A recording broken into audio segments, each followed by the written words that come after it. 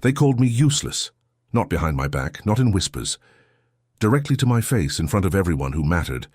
My supervisor, Rebecca Morrison, stood in the middle of our open-plan office at Henderson and Associates, her perfectly manicured finger pointing at me like I was something that had crawled out from under a filing cabinet. "You're absolutely useless, Daniel. I don't know why we even hired you." The words hung in the air like poison. 23 pairs of eyes turned toward me. Some looked away quickly. Others stared, hungry for drama. A few smirked. I felt my face burning, my hands trembling as I gripped the edge of my desk. This wasn't constructive criticism. This wasn't feedback. This was public execution. I was 26 years old, fresh out of university with a degree in marketing that suddenly felt worthless. I had believed that hard work, dedication, and passion would be enough. I had believed that showing up early, staying late, and giving everything I had would prove my worth. I was wrong. So devastatingly wrong. Because in that moment, standing in that suffocating silence, I realized something that would haunt me for months. I had been working myself to exhaustion for people who saw me as nothing more than a mistake, an inconvenience, a problem to be eliminated. The worst part wasn't even Rebecca's words. It was the silence that followed. Not a single person defended me. Not one colleague stood up and said, "That's too far," or "That's not fair." They just watched. Some typed faster on their keyboards, pretending to be deeply absorbed in their work. Others adjusted their glasses, suddenly fascinated by their computer screens. The silence was louder than any insult could ever be. It screamed a truth I hadn't wanted to face. I was completely alone. My crime? I had suggested a different approach to a client presentation. I had dared to think outside the framework Rebecca had created. I had believed foolishly that innovation and fresh perspectives were valued. Instead, my suggestion was met with condescension, rolled eyes, and that final, crushing verdict: useless. As if my entire existence, my education, my dreams, my late nights and early mornings, all of it could be reduced to a single damning word: useless. I gathered my things that evening in a daze. My hands moved mechanically, placing pens in my bag, closing notebooks, shutting down my computer. I felt like I was underwater, everything muffled and distant. The elevator ride down felt eternal. Each floor that passed was another layer of humiliation settling into my bones. By the time I reached the lobby, I wasn't just defeated, I was shattered. The revolving doors spat me out onto the busy London street, where hundreds of successful people rushed past me. Briefcases in hand, phones pressed to ears, all of them seemingly knowing exactly where they belonged. And I stood there, frozen, completely lost. That night, I sat alone in my cramped studio apartment in Bethnal Green, staring at the ceiling as the sounds of the city filtered through my thin walls. Laughter from the pub below, car horns, distant sirens. Life continuing as if mine hadn't just imploded. I replayed the moment over and over, each repetition sharpening the blade. Rebecca's face, the pointing finger, the smirks, the silence. That crushing, validating silence that confirmed what I had always secretly feared about myself. Maybe I really was useless. Maybe I had been fooling myself all along. Maybe everyone could see something fundamentally broken in me that I had spent years trying to hide. I thought about calling my parents, but shame stopped me. They had sacrificed so much to put me through university. My father had worked double shifts at the factory. My mother had taken extra cleaning jobs. They had believed in me when I barely believed in myself. How could I tell them their investment had produced someone so worthless that their own supervisor publicly humiliated them? How could I admit that I had failed not just at a job, but at the basic human task of fitting in, of being valued, of mattering? Sleep didn't come that night. Instead, I scrolled through social media, watching everyone else's carefully curated success. Former classmates posting about promotions, friends celebrating engagements. Everyone moving forward while I was stuck in that moment of humiliation, replaying it endlessly like a broken record. The algorithm seemed cruel, showing me everything I wasn't, everything I had failed to become. By dawn, I felt hollow, not angry, Not sad, just empty. A shell of ambition with nothing inside. The next morning, I called in sick, and the morning after that. By the third day, HR sent an email requesting a meeting. I knew what it meant. They were going to fire me. Part of me felt relief. At least then I wouldn't have to face Rebecca again, wouldn't have to walk past those colleagues who had watched my humiliation in silence. But another part of me, a part I barely recognized, felt something else stirring. Something dark and dangerous, something that whispered, what if they're wrong? What if you prove them all wrong? But how? I had no plan. No secret talent waiting to emerge. No backup career or hidden passion. I was just Daniel Reeves, a 26-year-old failure living in a studio apartment that smelled like damp and desperation, with a marketing degree that hadn't marketed me into anything except misery. The word useless had burrowed into my brain like a parasite, repeating itself with every heartbeat. Useless. Useless. Useless. Maybe Rebecca was right. Maybe this was all I would ever be. The meeting with HR was scheduled for Thursday at 10 a.m. I arrived 15 minutes early, my shirt wrinkled despite my best efforts to iron it, my hands clammy with nervous sweat. The HR representative, a woman named Claire Thompson with kind eyes that couldn't mask the corporate script she was about to deliver, sat across from me in a sterile conference room that smelled of stale coffee and disappointment. She slid a folder across the table. "Daniel, we need to discuss your performance," she began, her voice professionally neutral. My stomach dropped. This was it, the final nail in the coffin of my career. "Rebecca has expressed concerns about your ability to integrate with the team and meet the expectations of your role." I wanted to defend myself. I wanted to explain that I had been trying, that I had given everything I had, that Rebecca's version of integration meant silent agreement with everything she said, never questioning, never suggesting alternatives. But the words died in my throat. What was the point? The decision had already been made. I was the problem. 23 silent witnesses had confirmed it. Claire continued, outlining a performance improvement plan that felt less like a lifeline and more like a drawn-out execution. 30 days to prove I wasn't useless. 30 days under Rebecca's microscopic scrutiny, waiting for me to fail so she could feel justified in destroying what little remained of my confidence. I left that meeting feeling smaller than I had ever felt in my life. The walk back to my desk was a gauntlet of averted eyes and hushed conversations that stopped the moment I came within earshot. I could feel their judgment pressing against my skin like a physical weight.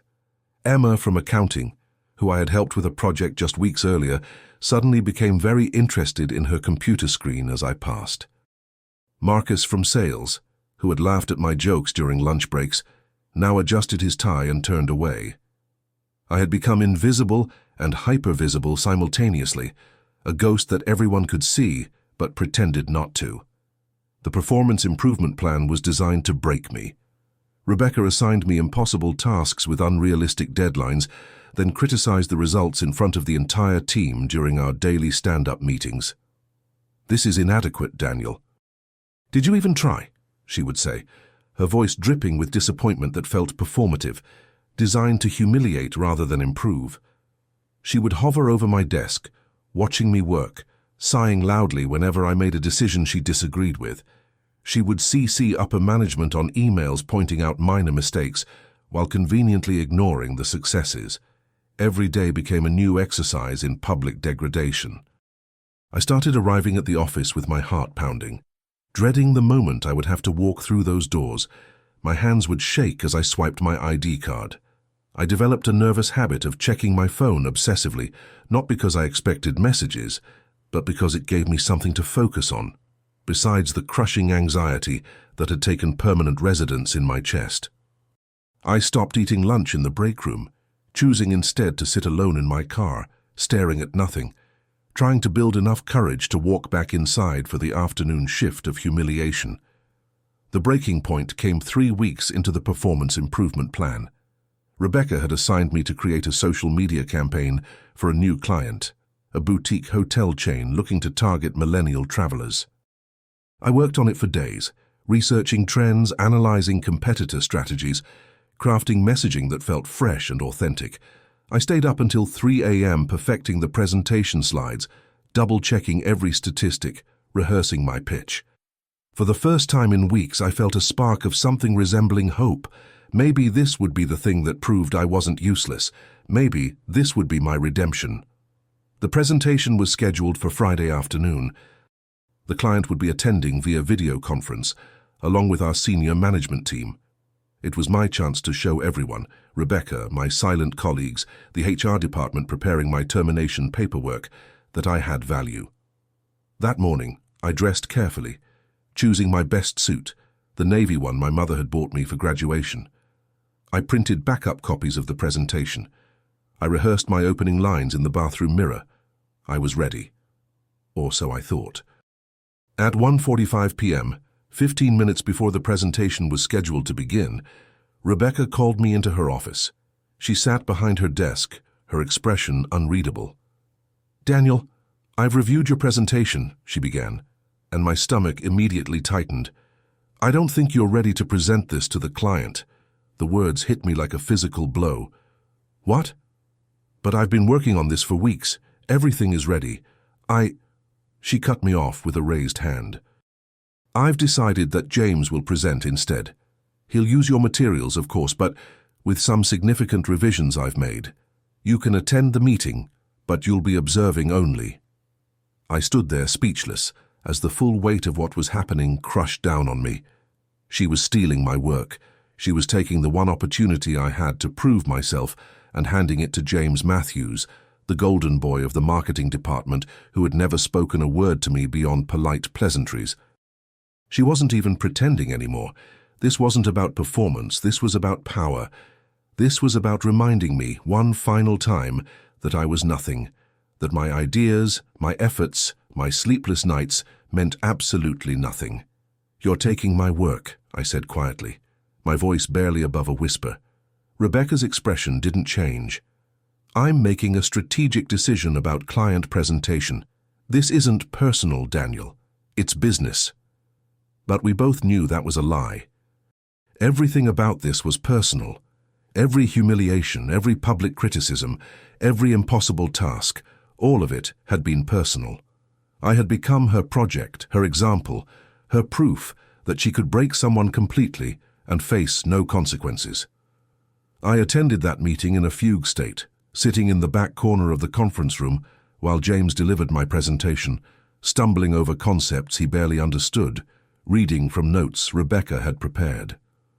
The client seemed confused by his explanations, asking clarifying questions that he couldn't answer. At one point, he looked back at me, silently pleading for help. I stared at him blankly, offering nothing. Let him fail. Let them all see what happens when you steal someone's work and replace substance with performance. But they didn't fail. Not really. Rebecca jumped in, smoothing over James's inadequacies with her polished corporate speak, spinning his confusion into collaborative brainstorming, turning his mistakes into opportunities for client input. By the end of the meeting, the client was nodding enthusiastically, praising the team effort and the innovative approach.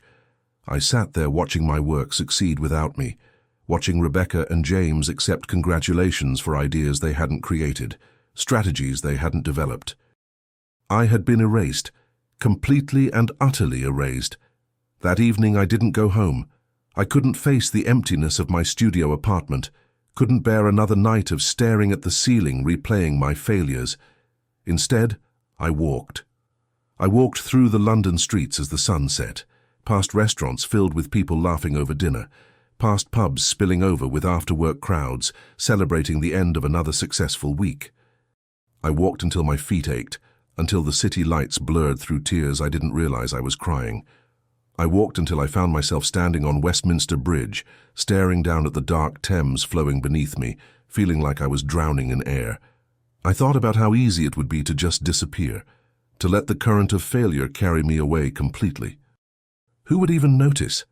My parents would be devastated, yes, but wouldn't they eventually be relieved to no longer have a useless son dragging down their legacy? My colleagues wouldn't miss me. They had already proven their indifference. Rebecca would find another target. The world would continue spinning without Daniel Reeves, the marketing graduate who couldn't market himself out of a paper bag, the boy who had been called useless and spent weeks proving that assessment correct. But something stopped me. It wasn't hope, I had none of that left. It wasn't anger that had been beaten out of me weeks ago. It was something smaller, quieter, more dangerous. It was a question that whispered through the numbness. What if she's wrong? Not about my performance at Henderson and Associates, not about my ability to fit into their toxic culture, but about me, about my fundamental worth as a human being. What if that word, useless, was Rebecca's truth, not mine? What if there was a version of my life where I wasn't drowning on a bridge, where I wasn't the target of someone's cruelty, where I mattered? I pulled out my phone with shaking hands and did something I hadn't done in weeks. I opened my notes app, where I had once kept a journal of ideas, observations, and dreams before Henderson and Associates had consumed my entire existence. The last entry was from 6 months ago, before I had started the job, when I was still full of naive optimism. "I'm going to change the world of marketing," it read. The words felt like they had been written by a different person in a different lifetime. But beneath the exhaustion and humiliation, beneath the layers of trauma Rebecca had methodically inflicted, that person was still there. Buried, suffocating, but alive. I started typing. Not a plan, not a strategy. Just a single sentence that felt like both a promise and a threat. "They will regret calling me useless." I stared at those words glowing on my screen, backlit against the darkness of the Thames behind me. They weren't hopeful. They weren't inspirational. They were raw, ugly, and defiant. And they were mine. For the first time in weeks, I felt something other than pain. I felt the first tiny spark of something I couldn't yet name. Something that felt like the edge of transformation, sharp and dangerous and absolutely necessary. I didn't go back to Henderson and Associates that Monday, or the Monday after that. I called in and told them I was resigning, effective immediately. No 2 weeks' notice, no professional courtesy, just a simple statement. "I'm done." Claire from HR sounded almost relieved, as if my quitting saved her the paperwork of firing me. Rebecca didn't even bother to call. The absence of her voice felt like the first breath of air after nearly drowning. But freedom from that office didn't mean freedom from the damage it had inflicted. The first 2 weeks after leaving were the darkest of my life. I barely left my apartment. I existed in a fog of shame and self-loathing, replaying every humiliation on an endless loop. My parents called repeatedly. I let their calls go to voicemail, unable to face their disappointment. My university friends reached out with job opportunities and encouragement. I ignored them all. The word useless had metastasized, spreading through every corner of my consciousness until it became the only truth I could see. Depression wrapped around me like chains, heavy and suffocating.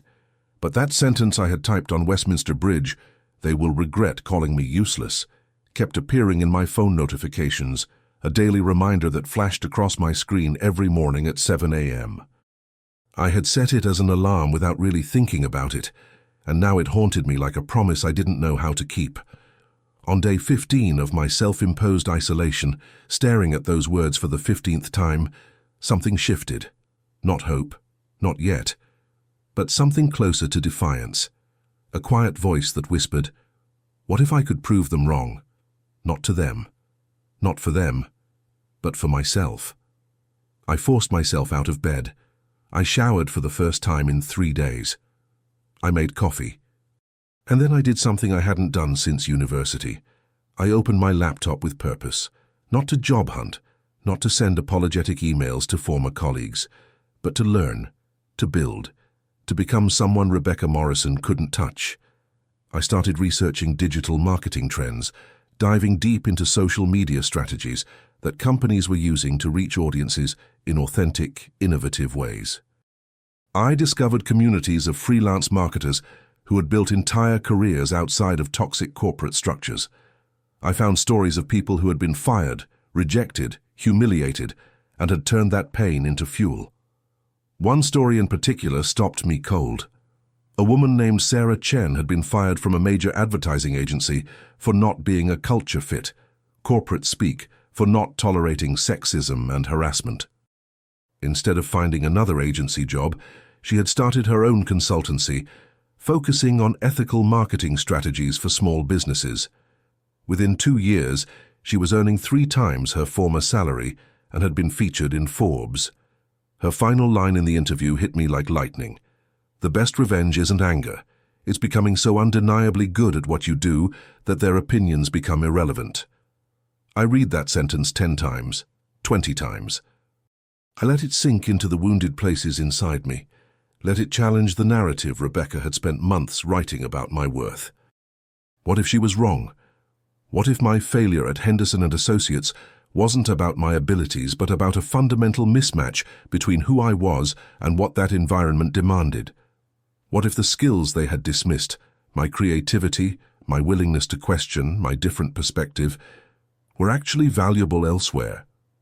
The questions felt dangerous, like hoping after you've learned hoping only leads to more pain. But I couldn't stop them. I made a decision that day that felt both terrifying and inevitable. I would build my own marketing consultancy, not because I had a grand vision or a trust fund to fall back on. I had neither. I would do it because I had nothing left to lose. The bottom had already claimed me. Anything I built from here would be mine, untouchable by people like Rebecca, unbreakable by corporate politics that valued conformity over creativity. I would learn everything I had been prevented from exploring at Henderson & Associates, and I would prove, to myself first and foremost, that useless was a lie. The next 3 months were a masterclass in transformation forged from desperation. I spent 16-hour days teaching myself advanced social media analytics, content strategy, brand positioning, and digital advertising platforms. I took every free course I could find, watched hundreds of hours of tutorials, joined online communities where marketers shared strategies and supported each other's growth. I had no income, so I survived on savings and ramen noodles, watching my bank account dwindle with each passing week. The pressure was crushing, but it was different from the pressure at Henderson & Associates. This pressure came from me, for me. It felt like building instead of breaking. I needed clients, but I had no portfolio, no reputation, no network beyond the colleagues who had watched my humiliation in silence. So I did something that terrified me. I offered my services for free. I reached out to small businesses in my neighborhood, the independent coffee shop on the corner, the vintage bookstore struggling to attract younger customers, the family-owned restaurant trying to compete with chain establishments. I told them I was building a portfolio and would create complete marketing strategies for them at no cost. Most ignored me. Several said no, but 3 said yes. Those first 3 clients became my obsession. I treated their small businesses like Fortune 500 companies, analyzing their competitors, identifying their unique value propositions, crafting social media campaigns that felt authentic to their brands. The coffee shop needed to showcase their sustainable sourcing practices to environmentally conscious millennials.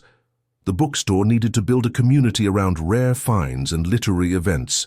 The restaurant needed to highlight their grandmother's recipes and family heritage. I worked until my eyes burned, until my back ached from hunching over my laptop, until I could recite their brand messages in my sleep.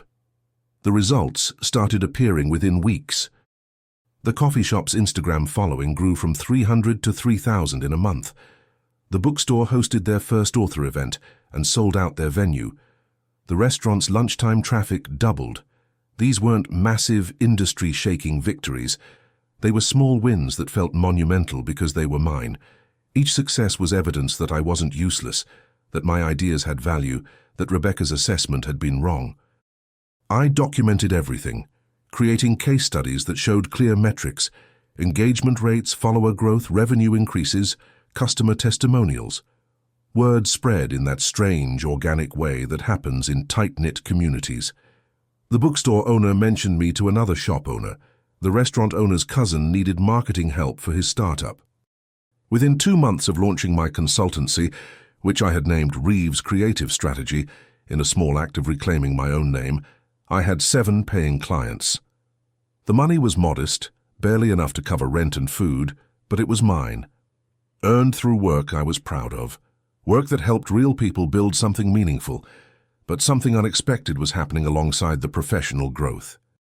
The more I worked, the more I documented my strategies and shared them online, the more I started receiving messages from other people. People who had been bullied at work, people who had been called useless, stupid, inadequate, people who had left toxic environments and were trying to rebuild their careers and their sense of self. They saw in my story, which I had started sharing cautiously on LinkedIn and Twitter, a reflection of their own pain, and they wanted to know how I had moved forward. I started writing more openly about my experience at Henderson and Associates. Not with names or identifying details, I didn't need revenge, I needed healing, but about the emotional journey from humiliation to transformation. I wrote about the nights on Westminster Bridge contemplating disappearance. I wrote about the crushing weight of depression and the slow, painful process of rebuilding confidence. I wrote about the practical steps I had taken, the courses, the free work, the relentless focus on becoming undeniably skilled. The responses were overwhelming. Hundreds of people shared their own stories, their own Rebecca Morrisons, their own moments of breaking and rebuilding. 6 months after leaving Henderson and Associates, something remarkable happened. A mid-sized tech company in Manchester reached out.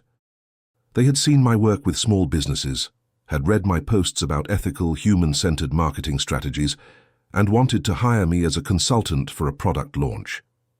The contract was worth more than I had earned in 4 months at my old job. I sat at my laptop staring at the offer email, my hands shaking, tears streaming down my face. Not because of the money, though it meant financial stability, but because someone had looked at my work and said, "This has value. You have value." The Manchester contract was a turning point that led to others. An e-commerce brand in Bristol, a non-profit in Edinburgh, a fashion startup in London, ironically just 3 miles from Henderson and Associates' office. Each client was a piece of evidence against Rebecca's verdict. Each successful campaign was proof that I wasn't the problem. The environment had been. I was thriving, not despite my differences, but because of them. The creativity they had stifled, the questions they had punished, the alternative perspectives they had dismissed. These were the things making me valuable to clients who wanted innovation instead of conformity. By month 8, I had 15 clients and a waiting list. I hired my first contractor, a talented designer named Priya, who had also left a toxic agency and was rebuilding her career. Together, we created campaigns that won industry recognition. My LinkedIn following grew to over 10,000.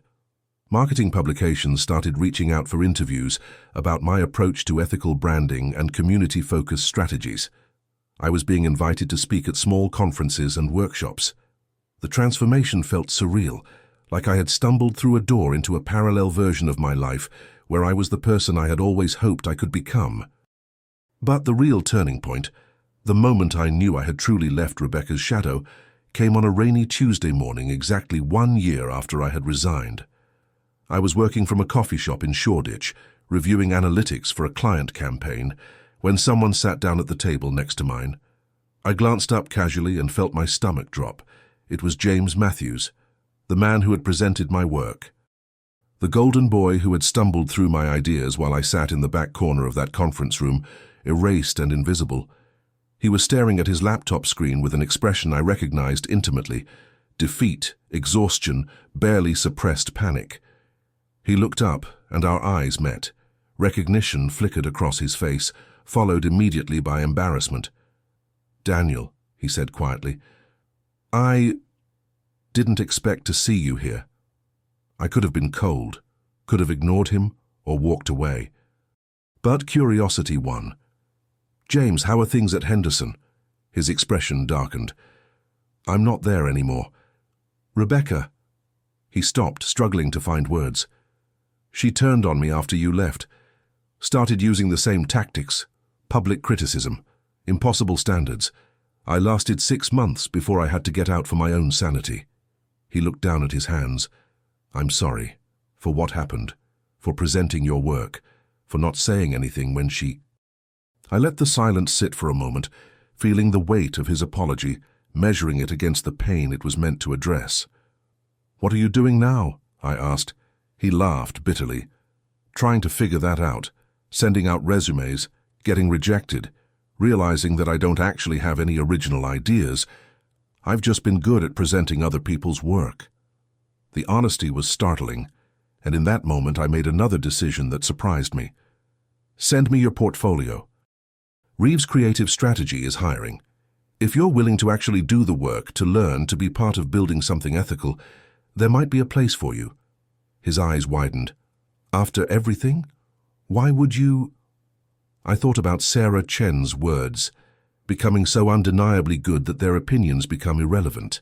I thought about the messages from people rebuilding their careers after trauma. I thought about the person I had been on Westminster Bridge, drowning in Rebecca's verdict, and the person I had become, not through revenge, but through refusing to let her define me. "Because I'm not Rebecca," I said simply, "and because everyone deserves a chance to be more than their worst moment." 18 months after leaving Henderson & Associates, Reeves Creative Strategy had grown beyond anything I could have imagined during those dark weeks in my studio apartment. The consultancy now employed 6 full-time team members, all people who had experienced their own versions of workplace trauma and were hungry to build something different. We had moved into a bright, open office space in Shoreditch, the walls covered with client success stories and team photos that captured genuine smiles, not corporate fakeness. Revenue had hit $680,000 annually, and we were on track to break 7 figures the following year. But the numbers, impressive as they were, weren't what made me feel like I had truly transformed. It was the quality of the work and the impact it created. We had developed a reputation for ethical marketing strategies that prioritized authenticity over manipulation, community building over exploitation. Clients came to us not because we were the cheapest or the flashiest, but because they wanted marketing that aligned with their values. We turned down projects that felt morally compromising, even when they offered substantial fees. That freedom, to choose work that mattered, to build something that reflected who I actually was, felt like breathing after years of suffocation. The Manchester tech company that had given me my first major contract became a case study in how trust-based marketing outperformed traditional advertising. Their product launch, built around transparent communication about both capabilities and limitations, generated 340% more qualified leads than their previous campaign and achieved a 68% conversion rate, unheard of in their industry. They credited our strategy with not just driving sales, but building a community of loyal users who became organic brand ambassadors. The campaign won 2 industry awards. Each time someone praised the work, I thought about Rebecca's pointing finger and felt nothing. Not vindication, not anger, just quiet certainty that she had been wrong. The non-profit in Edinburgh wanted to raise awareness about youth homelessness without using exploitative poverty imagery. We developed a campaign called Invisible Stories that featured audio narratives from young people who had experienced homelessness, paired with everyday photos of city locations where they had slept, eaten from bins, or hidden from view. The campaign went viral, reaching 3 million people across social media platforms, generating $180,000 in donations and sparking policy discussions in the Scottish Parliament. The executive director told me, through tears, that our work had changed how the public understood their mission.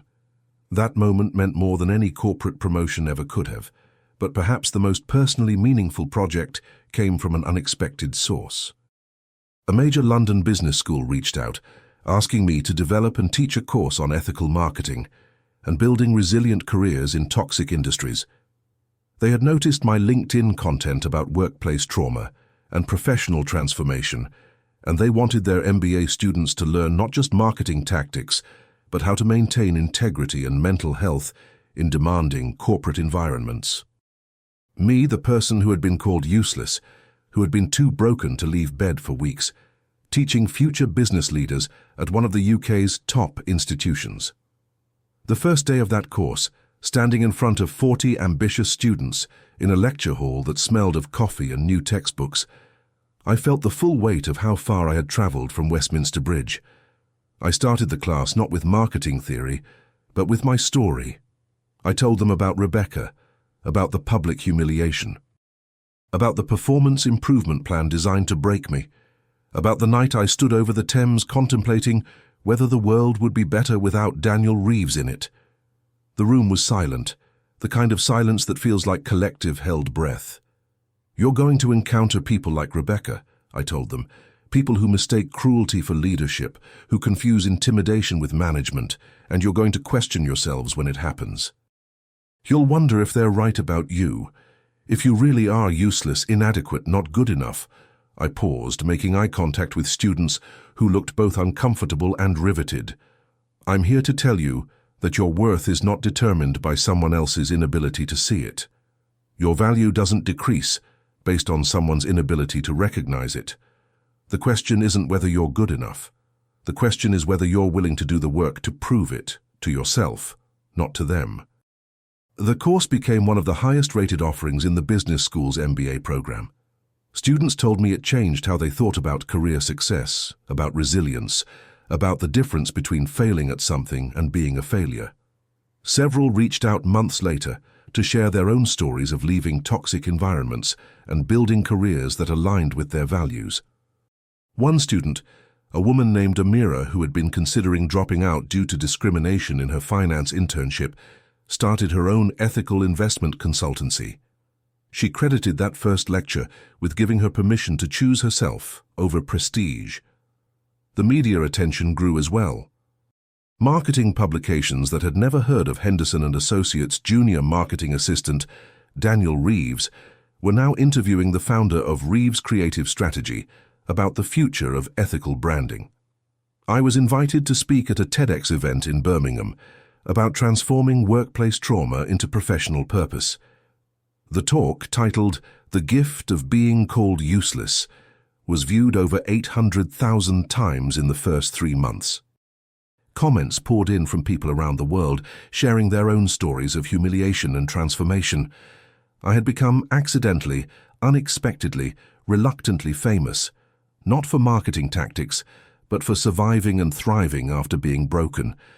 But the moment that truly proved how completely my life had transformed came on an ordinary Wednesday afternoon during my second year running the consultancy. I was reviewing proposals with my team when our office manager, Sophie, knocked on the conference room door with an unusual expression, somewhere between amusement and disbelief. "Daniel, you have a visitor. She says she's from Henderson & Associates and needs to speak with you urgently." My stomach tightened reflexively, muscle memory from trauma still embedded in my nervous system. The team members who knew my history exchanged glances. "Do you want us to stay?" Priya asked protectively. I shook my head. "It's fine, I'll handle it." But my hands were trembling slightly as I walked to the reception area. Standing there, looking smaller than I remembered in a designer suit that suddenly seemed like armor, was Rebecca Morrison. She looked older, tired, with lines around her mouth that spoke of constant tension. For a moment we just stared at each other, the person who had broken me and the person I had become despite her best efforts to ensure I stayed broken. "Daniel?" she began, and I noticed her voice lacked the condescending edge I remembered. I need to speak with you about a business matter." I led her to a small meeting room, my heart pounding but my voice steady. "What can I do for you, Rebecca?" She sat down heavily, clearly uncomfortable. "Henderson & Associates is struggling. We've lost 3 major clients in the past 6 months. Our marketing strategies aren't connecting with audiences anymore.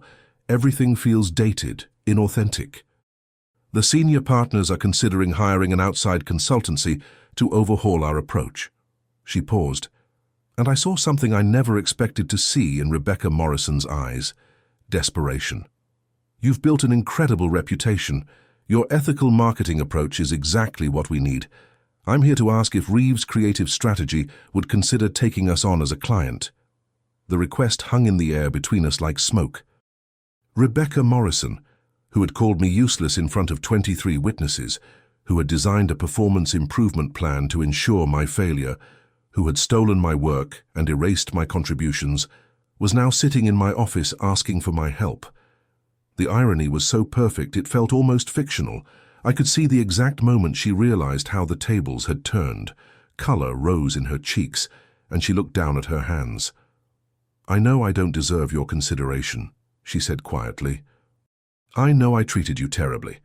I was dealing with my own insecurities, and I took them out on you. It was wrong, inexcusable. I'm sorry." The apology felt both too small for the damage inflicted and surprisingly genuine. I sat back in my chair, studying the woman who had once had complete power over my sense of self-worth and now had none. I thought about revenge, about how satisfying it would be to tell her exactly what I thought of her request, to turn her down with the same public humiliation she had once inflicted on me. But that wasn't who I had become. That wasn't the business I had built. "I'm going to decline your request," I said finally, and watched relief and disappointment war across her face. "Not because I haven't forgiven you, I have mostly for my own peace, but because I don't work with organizations that have toxic cultures, and from what I've heard, Henderson and Associates hasn't changed." Rebecca nodded slowly, accepting the verdict. "Fair enough. I understand." She stood to leave, then paused at the door. "For what it's worth, Daniel, I was wrong about you, completely devastatingly wrong. You weren't the problem, I was." She left without waiting for a response, and I sat alone in that meeting room for several minutes, processing what had just happened. The vindication I had once craved when I typed, "They will regret calling me useless" on Westminster Bridge had arrived, and it felt nothing like I had imagined. It didn't feel triumphant or satisfying. It just felt complete, like the final chapter of a story I no longer needed to keep writing. That evening, I gathered my team and told them what had happened. They erupted in a mixture of laughter, disbelief, and celebration. "Did you see her face when she walked out?" Sophie said. "She looked like she'd aged 10 years in 10 minutes.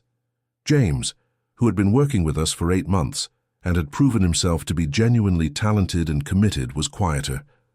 "That could have been me," he said, "sitting here asking for a favor from someone I helped humiliate. I'm grateful every day that you gave me a chance instead." I looked around at the team I had built, people who had all been dismissed, underestimated, or traumatized by corporate environments that valued compliance over creativity. "We all get chances to choose who we become after we've been broken," I said. "The proof isn't in avoiding the breaking. It's in what we build afterward." 2 years after that encounter with Rebecca, Reeves' creative strategy had grown to 20 employees and $1.8 million in annual revenue. We had been featured in Fast Company's Most Innovative Marketing Agencies list. I had published a book about ethical marketing and career resilience that became a surprise bestseller. The business school course had expanded into a full curriculum on values-based leadership. And most importantly, we had helped over 100 companies build marketing strategies that treated audiences like human beings deserving of respect rather than targets to be manipulated. Every client's success felt like evidence that being called useless had been the catalyst for building something meaningful. The studio apartment in Bethnal Green, where I had spent nights staring at the ceiling in defeat, was long gone, replaced by a modest flat in Hackney that actually felt like home. But I kept one reminder from those dark days, a screenshot of that alarm notification. "They will regret calling me useless," printed and framed on my office wall. Not as a tribute to revenge, but as a reminder of the moment I chose transformation over surrender. Beneath it, I had added a new line in my own handwriting. "They were wrong." And I proved it to myself. 3 years after that moment on Westminster Bridge, when I typed, "They will regret calling me useless" into my phone, I found myself standing on that same bridge again. But this time, everything was different. The Thames flowed beneath me just as it had that night, indifferent to human suffering or triumph. But I wasn't the same person who had stood here contemplating disappearance. That Daniel Reeves, broken, defeated, convinced of his own worthlessness, felt like someone from a previous lifetime. A ghost I had left behind. I had returned to this spot intentionally, marking the anniversary of my transformation. It had become a private ritual, a way of remembering where I had been so I never took for granted where I was. The city lights reflected off the water, creating patterns that shifted and changed with each ripple. Chaos, that somehow formed beauty. That's what trauma and transformation looked like, I realized. Not a straight line from pain to triumph, but a messy, unpredictable journey where darkness and light existed simultaneously until gradually, slowly, the light began to win. The business had grown beyond my wildest dreams, but that wasn't what made me proud. What mattered was the how and the why. Reeves' creative strategy had become known not just for effective marketing, but for ethical practices that refused to manipulate audiences or exploit vulnerabilities. We had proven that compassion and profitability weren't opposites, that businesses could succeed by treating people with dignity, by building trust instead of engineering addiction, by creating value instead of extracting it. Every client contract, every team member hired, every campaign launched, was evidence that Rebecca's assessment had been catastrophically wrong. But more importantly, we had created something that went beyond business metrics. The team I had built, people who had all experienced their own versions of workplace trauma, had formed a community of resilience. We celebrated not just professional wins, but personal milestones, therapy breakthroughs, setting boundaries with toxic family members, learning to trust again after betrayal. Our office had become a space where vulnerability wasn't weakness, where asking for help was encouraged, where your worth wasn't determined by your productivity on bad mental health days. We had built the opposite of Henderson and Associates, and it was thriving. The messages continued to arrive daily, hundreds of them from people around the world who had read my story, watched the TEDx talk, or taken my business school course. People who had been called useless, stupid, inadequate, not good enough, people who had been publicly humiliated, systematically undermined, or quietly erased by people who mistook cruelty for strength. They shared their stories with raw honesty, and asked the same question over and over: how did you do it? How did you transform that pain into purpose? The answer wasn't simple or satisfying. There was no 5-step program, no secret formula, no guaranteed path from humiliation to success. What worked for me might not work for someone else. But there were truths I had learned that felt universal, lessons carved into my bones through months of suffering and rebuilding. The first was this: you have to separate who you are from what someone else said about you. Rebecca's verdict, useless, was her opinion, not objective reality. It said more about her leadership failures than my capabilities. But I couldn't see that truth until I created distance from her voice, until I built evidence that contradicted her assessment. The second lesson was harder. Transformation requires action, not just insight. Understanding that Rebecca was wrong didn't change my circumstances. Feeling angry about injustice didn't create opportunity. What changed everything was the decision to learn, to build, to create value, even when I had no evidence I was capable of it. Those 16-hour days teaching myself advanced marketing strategies, those free projects for small businesses, those moments of pushing through doubt and exhaustion, that was where transformation happened. Not in sudden revelation, but in daily, unglamorous work that slowly accumulated into proof. The third lesson was perhaps most important. You don't have to forgive to move forward, but you can't carry the weight of revenge and build something simultaneously. For months I fantasized about Rebecca seeing my success and feeling devastated by her mistake. I imagined confronting her, listing every humiliation, making her feel the pain she had inflicted. But when the opportunity came, when she sat in my office asking for help, the victory felt hollow. Revenge would have been satisfying for a moment and corrosive forever. Choosing to decline her business ethically, to maintain my boundaries without cruelty, to simply continue building something good that felt like freedom. Standing on Westminster Bridge that anniversary evening, I thought about all the people who were where I had been 3 years ago, broken, doubting themselves, wondering if the person who called them worthless might be right. I thought about the person reading this story who is currently sitting in a toxic workplace, enduring systematic humiliation, contemplating whether it's worth continuing. I wanted to reach through time and space and tell them what I wish someone had told me. This is not the end of your story. This is the chapter where everything changes, where you discover you're capable of more than your critics could imagine. You are not useless, you are not inadequate. You are not defined by someone else's inability to recognize your value. You are in the wrong environment, surrounded by the wrong people, being measured by standards that don't capture what you're capable of becoming. The person who is humiliating you, undermining you, systematically destroying your confidence, they are not seeing clearly. They are projecting their own failures onto you because it's easier than examining their own inadequacies. Their verdict is not your truth. But here's the part that's harder to hear. Understanding that intellectually won't be enough. You have to take action. You have to leave the toxic environment, even though it's terrifying. You have to build skills, create value, develop expertise, even when you have no confidence it will work. You have to show up for yourself every day, especially the days when you don't believe in yourself, because that's where transformation happens. Not in the moments of inspiration, but in the thousand small choices to keep building when everything inside you is screaming to give up. And you have to remember this. Success isn't just about proving someone wrong. It's about proving yourself right, about the quiet beliefs you hold about who you could become if given the chance. My success wasn't really about showing Rebecca she was wrong, though that happened.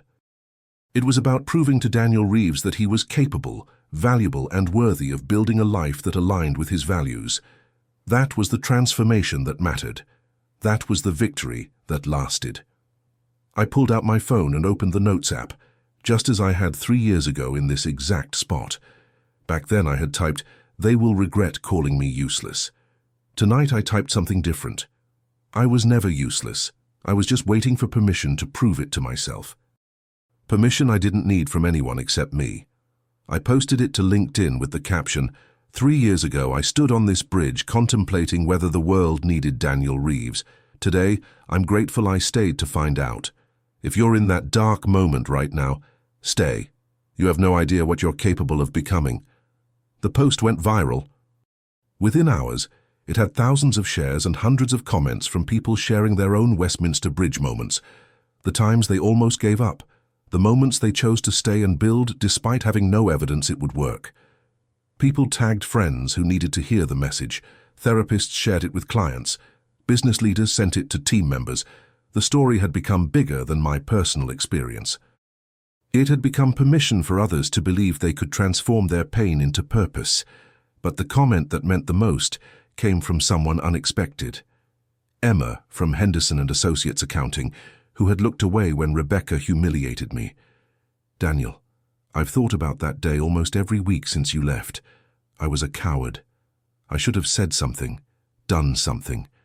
I let you suffer alone because I was afraid of becoming the next target. I'm so sorry. And I'm so grateful you survived to build something beautiful. You've inspired me to finally leave that toxic place. Thank you for showing us what's possible." Her words were a reminder that staying silent in the face of injustice has consequences, but also that people can grow, learn, and choose differently. As I walked away from Westminster Bridge that evening, the city lights twinkling around me like possibilities made visible, I felt complete. Not healed. Trauma doesn't work that way, and I still had hard days when imposter syndrome whispered that I was one mistake away from being exposed as the useless person Rebecca claimed I was. But I had built enough evidence to talk back to that voice, to remind it of clients helped, team members supported, campaigns that succeeded, lives that had been changed because I chose to stay and build instead of disappear. The question I want to leave you with isn't whether you've been called useless, inadequate, or not good enough. If you're reading this story, you probably have been. The question is, what are you going to do with that verdict? Are you going to accept it as truth? Let it define the boundaries of what you believe you're capable of? Or are you going to use it as fuel, as evidence that you're being measured by the wrong standards, as permission to build something that proves to yourself first and foremost that you are so much more than they could see? Your transformation story is waiting to be written. It starts not with confidence or clarity, but with a single choice: to stay, to build, to show up for yourself even when it feels impossible. That choice might not lead to a multi-million-pound business or viral TEDx talks. It might just lead to peace, to work that matters, to relationships with people who see your value. And honestly, that's more than enough. That's everything. So here's my challenge to you. If you've been called useless, if you're currently in a toxic environment that's destroying your confidence, If you're standing on your own version of Westminster Bridge, wondering if it's worth continuing, choose to stay, choose to build, choose to prove them wrong by becoming so undeniably good at what you do that their opinions become irrelevant. Not for revenge, not to show them, but to show yourself what was true all along. You were never useless.